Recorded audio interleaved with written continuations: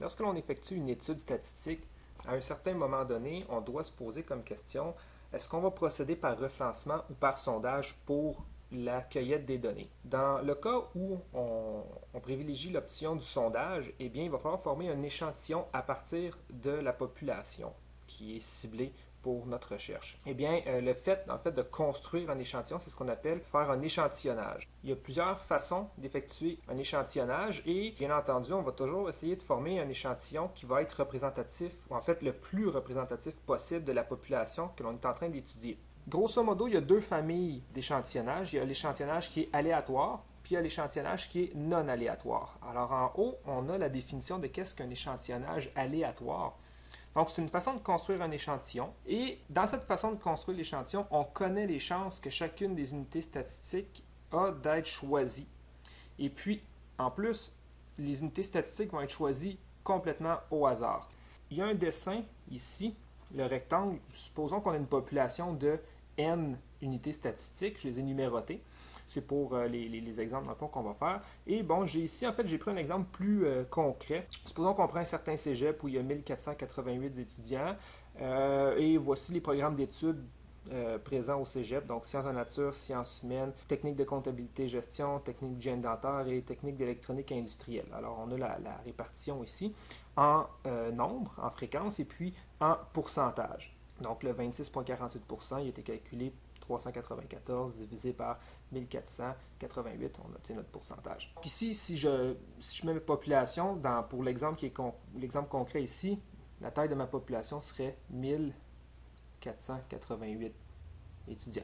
Alors, je numérote tous mes étudiants de 1 à 1488. Je leur donne tout un numéro. La première méthode d'échantillonnage aléatoire, l'échantillonnage aléatoire simple, on numérote chacune des unités statistiques et on tire au hasard des numéros jusqu'à temps que j'ai formé un échantillon de la taille souhaitée. Disons qu'on va faire ici, par exemple, on va prendre un échantillon de taille 75.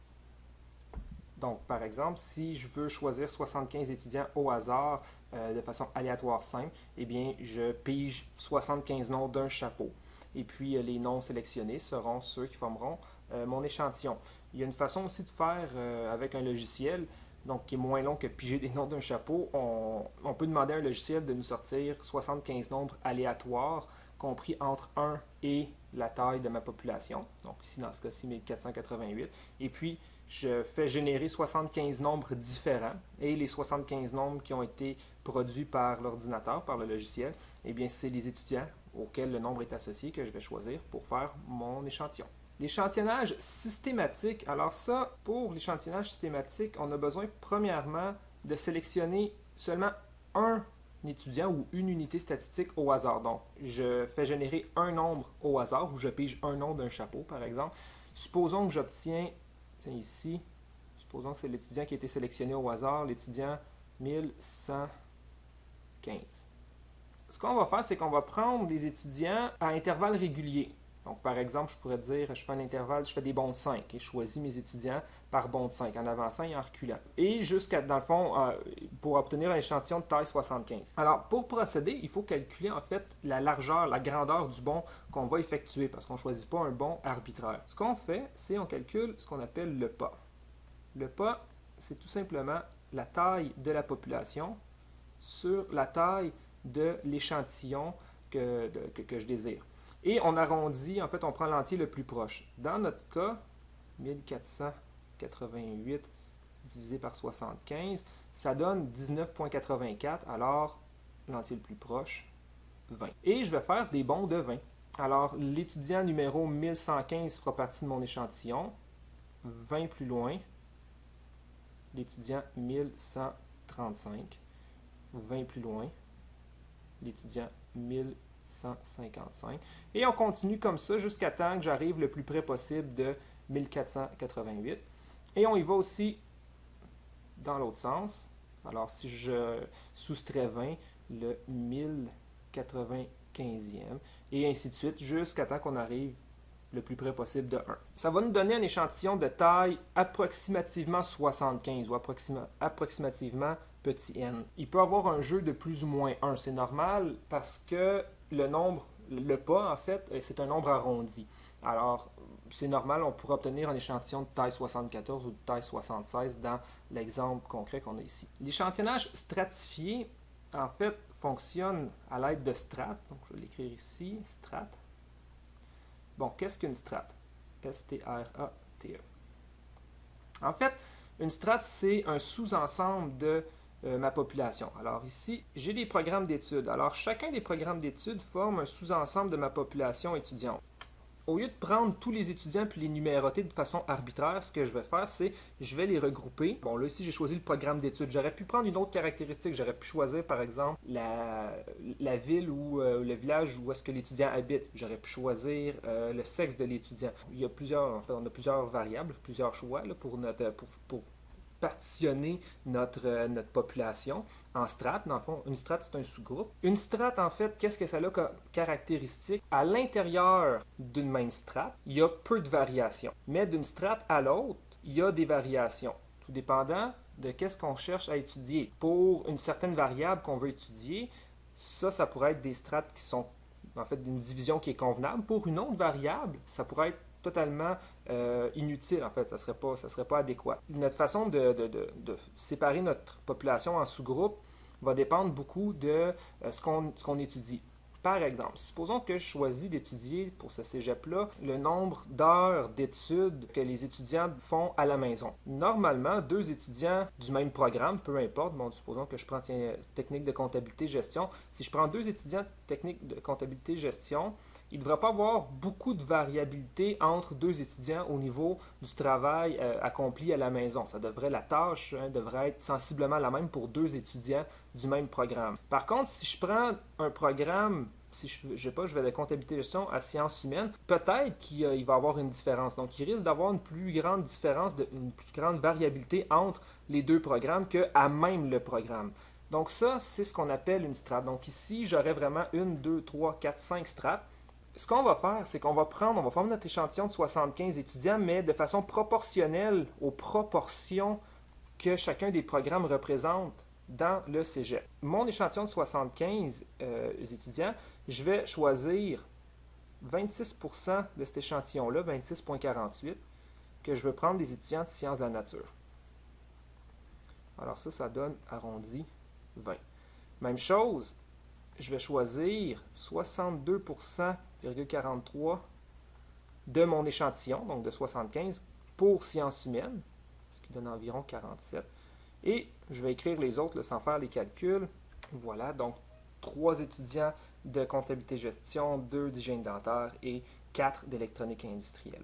Étant donné que c'est des nombres arrondis, là, si on additionne, je vais avoir 76. Donc là, j'aurai un échantillon de 76 étudiants au lieu de 75. Donc on arrive à quelque chose de proche. Donc, il faut que je choisisse 20 étudiants en sciences de la nature. Les 20 étudiants, je vais les choisir de façon aléatoire simple parmi les 394 qui sont là. Et je procède comme ça pour chacun des programmes, pour chacune de mes strates. L'échantillonnage par grappe, bon, ça ressemble un petit peu à l'échantillonnage par strate, sauf que, une grappe, en fait, c'est un sous-ensemble de la population, comme la strate est un sous-ensemble. Mais la différence, c'est que pour une grappe, il va y avoir beaucoup de variabilité dans une même grappe et peu d'une grappe à l'autre.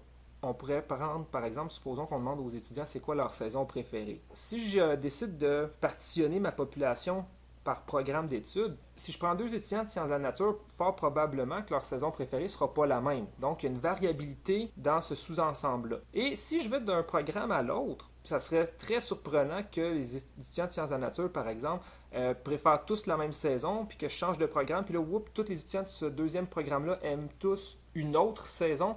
Ça serait très, très peu probable. Alors ici, on va séparer par grappe. Là, mes catégories seraient plutôt des grappes, c'est-à-dire, dans une grappe, il y a beaucoup de variabilité. 2 étudiants du même programme risquent d'aimer des saisons différentes. Et si je me promène d'un programme à l'autre, j'ai le même pattern qui se répète, c'est-à-dire même chose si je prends 2 étudiants d'hygiène dentaire, il n'y aura pas une saison qui devrait être plus prédominante que l'autre a priori. Alors ça, c'est ce qu'on appelle un échantillonnage par grappe. Et comment on procède pour faire un échantillonnage par grappe? Supposons que je veux prendre cette fois-ci 400 étudiants. Je vais numéroter mes programmes. Et puis, je vais tirer au hasard, donc de façon aléatoire simple, un nombre de 1 à 5. Supposons que je tire le nombre 5. Les 83 étudiants d'électronique industrielle vont faire partie du coup de mon échantillon, donc dans l'échantillon. Ensuite, supposons que je tire le nombre 3. Donc les 50 de comptabilité-gestion vont faire partie de mon échantillon.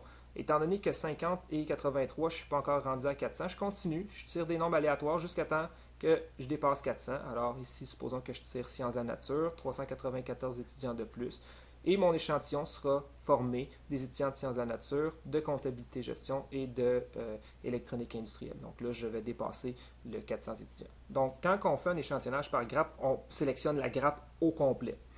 Maintenant, échantillonnage non aléatoire, eh bien, l'échantillonnage non aléatoire, la définition, on va juste barrer quelques trucs là, ici dans la définition d'échantillonnage aléatoire. Alors, non aléatoire, qu'est-ce qu'on a? Façon de construire un échantillon, on ne connaît pas les chances à l'avance, où chacune des unités n'est pas choisie au hasard. L'échantillonnage accidentel, en fait, ça, c'est l'échantillonnage qu'on rencontre beaucoup dans les sondages qui sont faits dans la rue. C'est-à-dire, pour faire partie de l'échantillon, la personne est au bon endroit au bon moment. Donc, je vais l'écrire ici, bon endroit au bon moment. C'est-à-dire que, supposons, bon, il y a un sondage qui est fait, puis on veut savoir, connaître l'opinion des Québécois sur, bon, par exemple, je ne sais pas, un tel politicien, eh bien, puis que l'intervieweur se met au coin d'une rue au centre-ville de Montréal, un Québécois qui ne passe pas sur le coin de rue où se retrouve l'intervieweur n'a aucune chance de faire partie de l'échantillon, même si il fait partie de la population en tant qu'électeur québécois. L'échantillonnage de volontaires, en fait, ça, c'est l'unité qui décide de faire partie de l'échantillon. Donc, c'est l'unité qui décide. L'unité décide. Par exemple, on a un questionnaire sur un site web.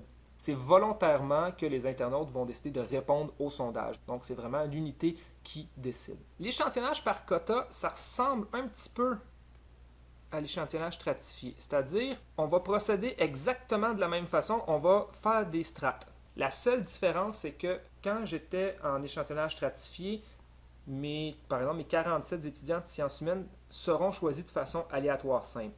Alors que dans un échantillonnage par quota, ils vont être choisis plutôt de façon accidentelle, donc avec un échantillonnage accidentel. Donc c'est un peu un mix de l'échantillonnage stratifié parce qu'on va choisir, par exemple, 20 étudiants de sciences de la nature. Et là, on va aller se mettre à un endroit, par exemple, à la cafétéria, et je vais interroger 20 étudiants. Donc, je vais arrêter une fois que je vais atteindre mon quota de 20. L'échantillonnage au jugé, ça, c'est le cas où l'intervieweur décide quelles unités vont faire partie de son échantillon et quelles ne le feront pas. Et en fait, c'est l'intervieweur qui décide du critère qui permet de sélectionner les unités statistiques. Bon, par exemple, on veut faire un sondage là, sur la saison préférée des étudiants, et puis un étudiant décide de lui prendre comme échantillon les étudiants de son cours de statistique parce qu'il juge que les étudiants dans sa classe représentent, dans le fond, forment un échantillon qui est représentatif de l'ensemble des étudiants du cégep. Finalement, l'échantillonnage en boule de neige, quand les unités statistiques sont difficiles à joindre, par exemple, OK, on va faire un exemple un petit peu étrange, là, mais supposons que je veux connaître, bon, je sais pas moi, les habitudes de consommation, mais pour en faire un certain produit, mais des athlètes qui sont spécialistes en lancer du javelot. Je vais avoir de la misère à trouver des lanceurs qui sont spécialistes, des sportifs qui sont spécialistes en lancer du javelot. Alors, ce que je pourrais faire, c'est contacter une association qui, elle, pourrait transférer, dans le fond, mon questionnaire à